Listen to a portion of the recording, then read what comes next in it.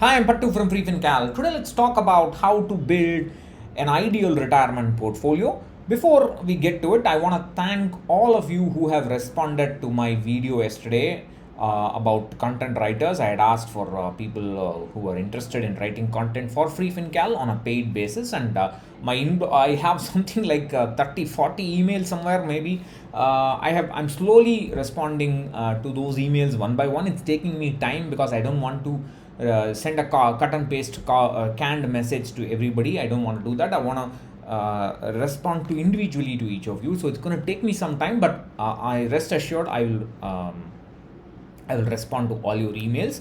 And it's all about relationship, right? Content writing is all about because today I have people who write content for me for the last 2.5 years maybe, and I just email them saying I want an article about this topic, or I just send them a link, a circular from the government or from SEBI or something like that. I just want an article on this, and that's it. I don't need to discuss any further. I will get the article and simply publish it. That's the kind of relationship that it takes to build, and it takes some time. So it's not going to be it's not going to happen overnight. So you'll have to produce some content, and I have to assimilate it, publish it. I have to see how people are responding to it and so on. Then only it's going to take it's a long drawn process. Also, just a quick note to those who want to write content, please have a very definite schedule, because once you keep getting the articles, you may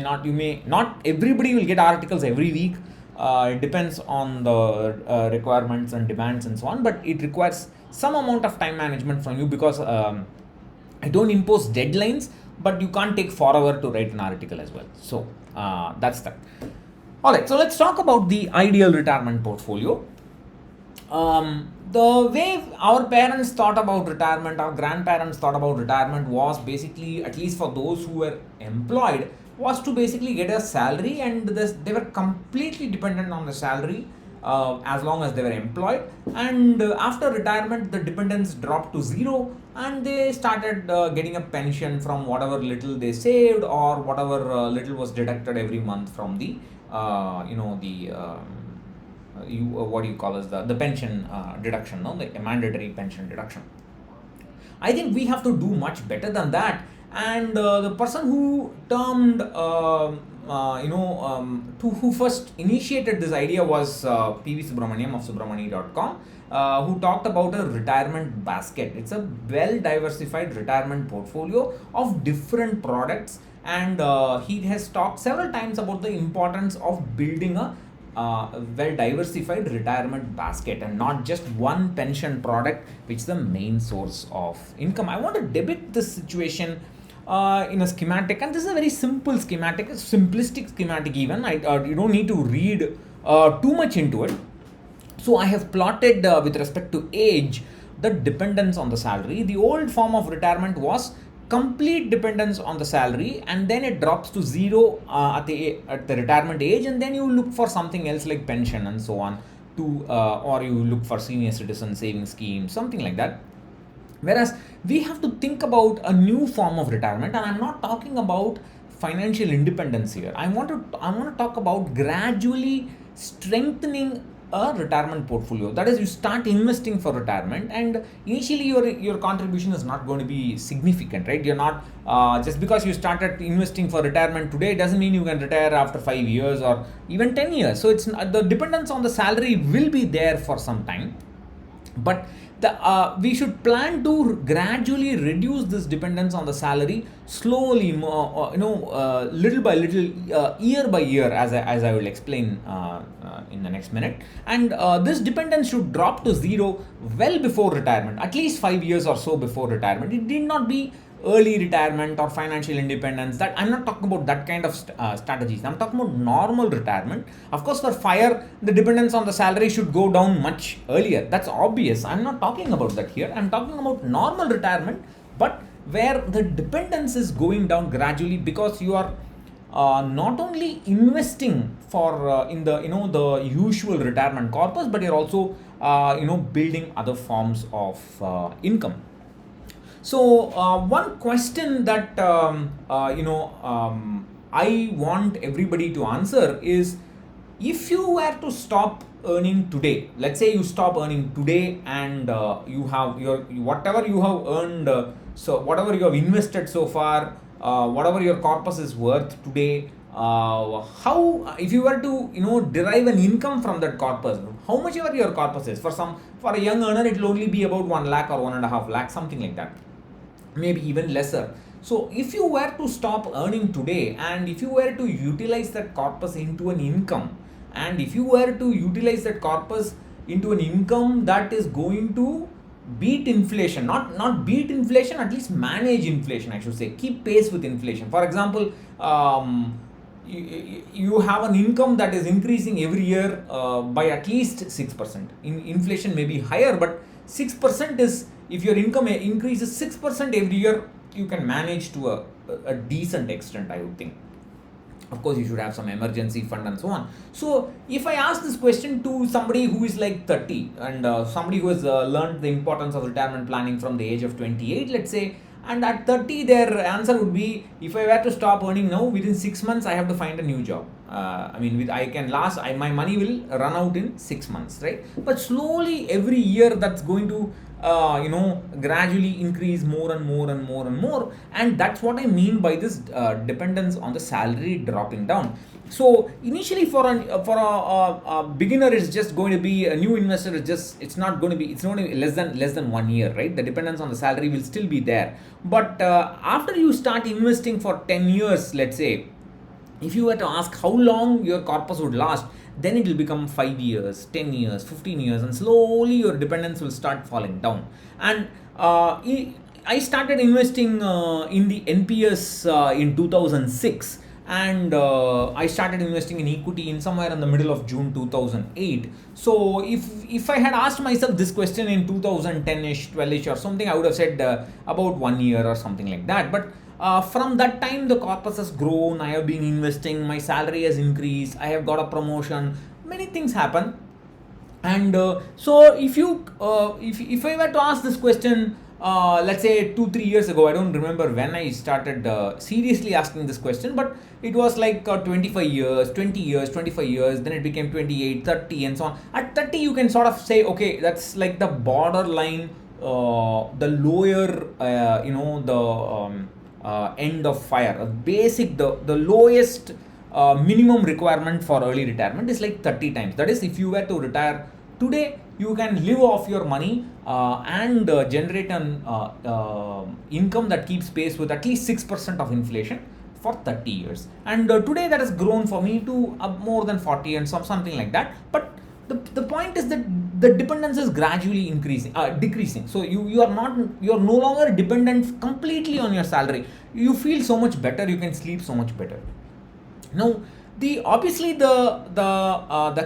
conventional way of retirement is what? The retirement planning, I should say, is simply choose some asset allocation of 60% in equity and 40% in fixed income, or 50-50, whatever, something that works for you, and you start investing in it, and you take that corpus, and some of it you buy a pension, and then the rest of it you kind of put it into buckets. I have talked about bucket strategy in previous videos, and you have to have a low risk bucket, medium risk bucket, a high risk bucket, and so on, and you have to manage these buckets actively so as to provide this income that increases with inflation year after year in retirement. But there is always a risk in it, right? You can't reduce the risk completely. Of course, there are ways in which you can vary this equity allocation in a very counterintuitive way, as I talk about in my lectures on goal-based portfolio management. But there is always some risk, and that risk cannot be eliminated, because you may have some kind of huge expense because of health for you, for your family, or your son may suddenly get into some kind of financial distress, and you may have to bail him out with let's say 20-30 lakhs. You can't say no, right? It's not just gonna happen. So there's always some kind of risk to that retirement portfolio that you build gradually by investing every month and so on. So instead of just focusing on that, we have to think about a diversified retirement portfolio or the retirement basket. So I'm going to give you an example of my retirement, my ideal retirement portfolio. I'm not there yet, but that's my ideal portfolio. So I have mandatory NPS. Many of you know that, and I by the time I retire, I want that 40% mandatory annuity that I have to buy from NPS, from where I want to get a pension. That pension amount, I hope, will be equal to the monthly expenses in the first year of retirement, right? The monthly pension will be more or less close to the monthly expenses in my first year of retirement. It may or may not be so, but that's my hope.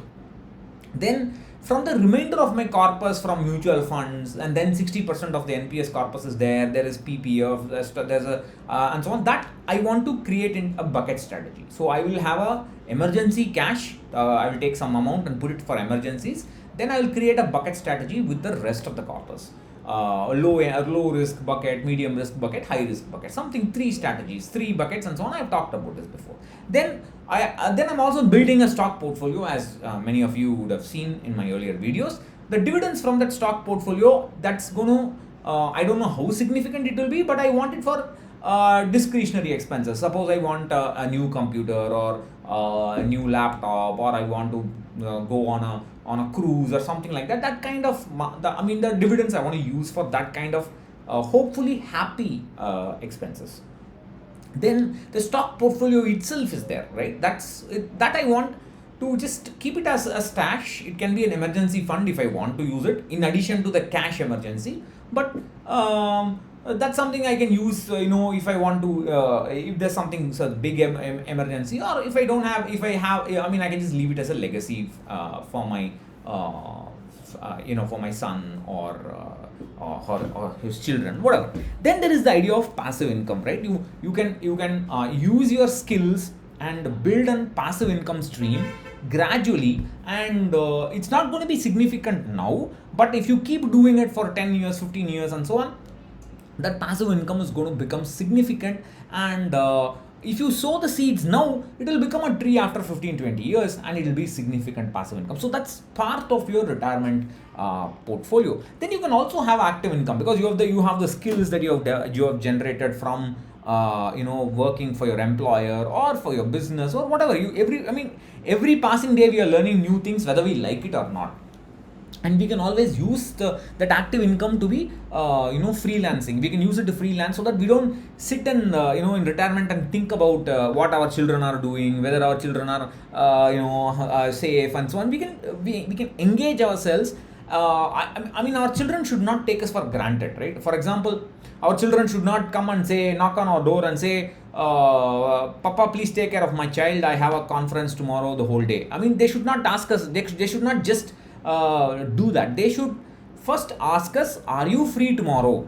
Do you have any engagements tomorrow? If you are free, can you please consider taking care of my son, because I have this thing. That's the kind of, unless we are busy with our own lifestyle, they're just going to take us for granted and assume we have nothing else to do. And so at least for that, even if you don't generate any income, at least for that we should do some active work, as long as we are mentally and physically able to. That's my ideal retirement basket. There's some of you may have rental income. That can also be a component. This is not applicable to me. Some of you may already have other properties. But please don't buy real estate on EMIs just to create rental income. That's a terrible idea. But if you already have some kind of property, or some of you may inherit a property by the time you retire, then that's definitely one component, and that will create the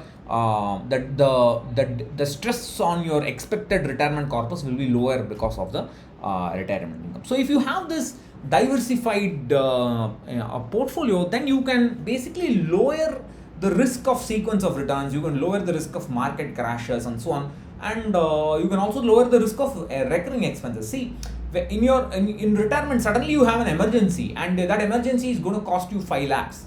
It's a one-time expense of 5 lakhs. It's okay. You will feel a lot of pain because you have to spend it for whatever, good reason, bad reason, whatever reason, because it's unexpected.